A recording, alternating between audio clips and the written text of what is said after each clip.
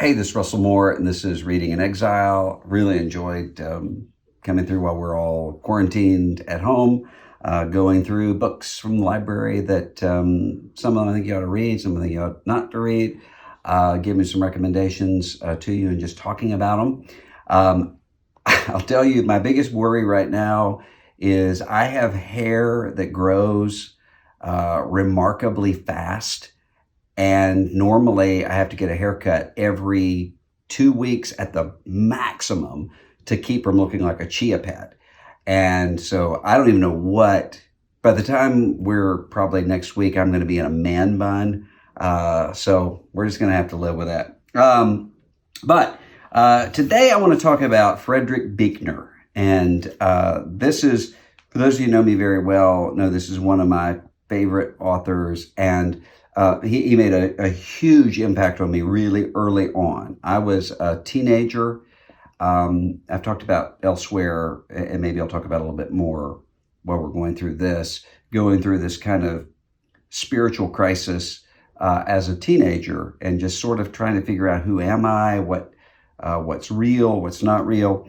And one of the things that the Lord did was just coincidentally, I ran into a public library in my town in Biloxi, Mississippi, and just picked up this from a remainder table. It was you could take books, or maybe they charge you like a quarter. And it was this book, A Room Called Remember, that just changed my life in terms of reading Buechner. So sometimes people will ask me, if they've never read Buechner, where should they start?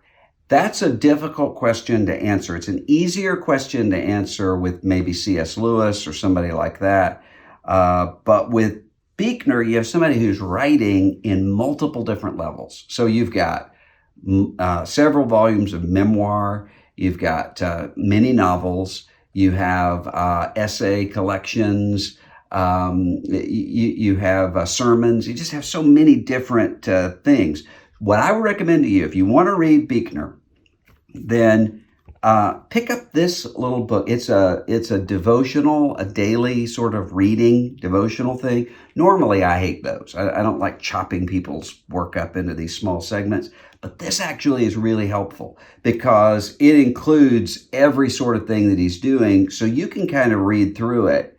And if you like something, then you can just see where it comes from and go and read that. And things that you're not interested in, you can skip. So, for instance, in this book, there's this really powerful section about Jesus, and this is what Buechner says: Jesus does not sound like Thomas Aquinas or John Calvin when we hear him teaching in the Gospels. What Jesus is saying is, once upon a time. Once upon a time. So he's talking about Jesus, the way that Jesus uses story and the way that Jesus uses narrative.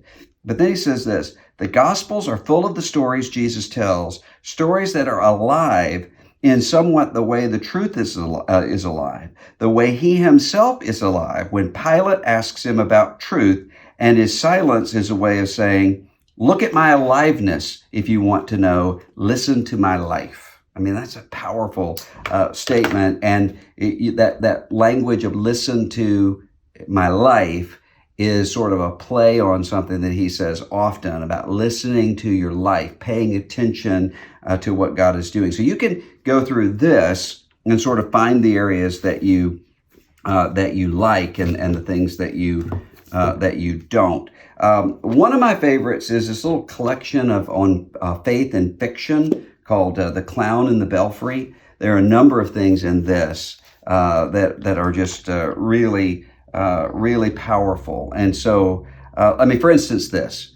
He says, I am 64 years old. I have fathered children. I have written books. I have letters after my name and a ministerial title before it. I can get into movies and motels at a reduced rate. But to call me an adult or grown-up is an oversimplification at best and a downright misnomer at worst. I am not a past participle, but a present participle, even a dangling participle. And then he goes on to say, as far as the outer world is concerned, my acne cleared up around 1945. But in terms of my inner world, it is still with me, To add to my general embarrassment and confusion about myself, I speak about adolescence with authority because in many ways I am still in the throes of it. I certainly can identify with that, and I think many people can, that sort of those things we experience at the beginning of life stay with us. So that's one. It's just about faith and fiction and how to understand those two things.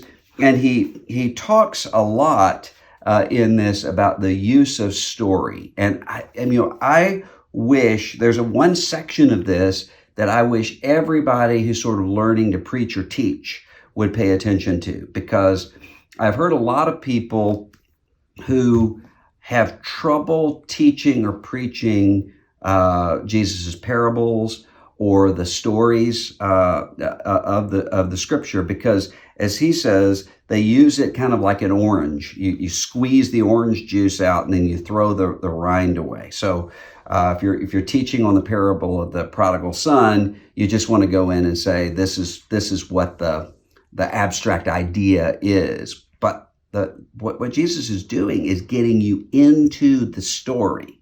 So the story itself carries with it authority, not just this meaning that's behind the story, although that does too. So that's a helpful thing. This is one that I like, the Alphabet of Grace, where it's a series of essays. I think they started out as lectures, and he's talking about how the events in your life make up an alphabet, that each by itself doesn't have the same meaning that it has when it's all strung together. And he says this: you get married, a child is born or not born. In the middle of the night, there's a knocking at the door. On the way home through the park, you see a man feeding pigeons. All the tests come in negative, and the doctor gives you back your life again. Incident follows incident, helter-skelter, leading apparently nowhere. But then once in a while, there's the suggestion of purpose, meaning, direction, the suggestion of plot, the suggestion that however clumsily, your life is trying to tell you something to take you somewhere. So a lot of that emphasis there.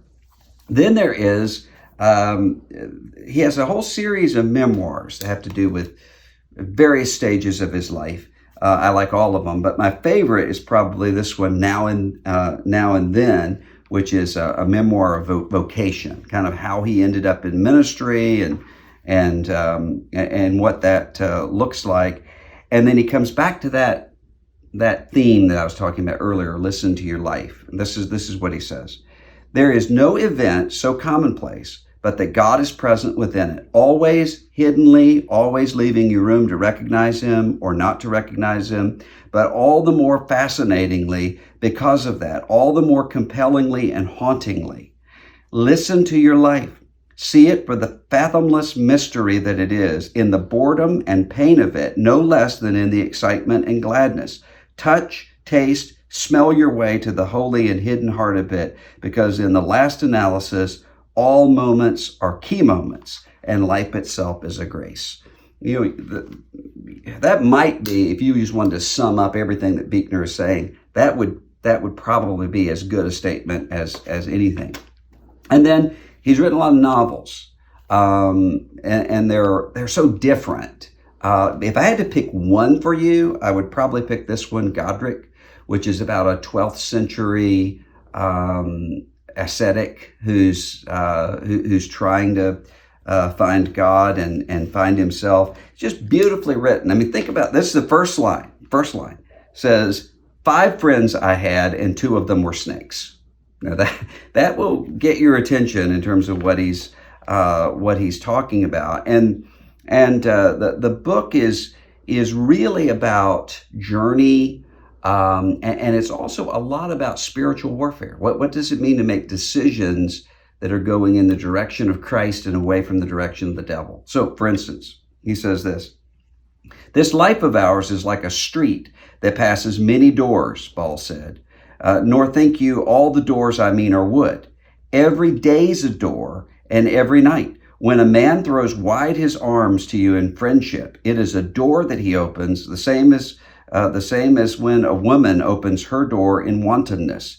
The street forks out, and there's two doors to choose between. The meadow that tempts you to rest your bones and dream for a while, the rack-ribbed child that begs for scraps the dogs have left, the sea that calls a man to travel, they are all doors, some gods and some the fiends, it's the devil. So choose with care the ones you take, my son, and one day, who can say, you'll reach the holy door itself. So it's a novel about this man's life. Is really meaningful. So Frederick Buechner, check him out. Some of you are already very familiar with him. Some of you aren't, but if you want to start, I'd start right there. Let me know what it is you would like us to talk about here on Reading in Exile. And this is Russell Moore, and we'll talk next time.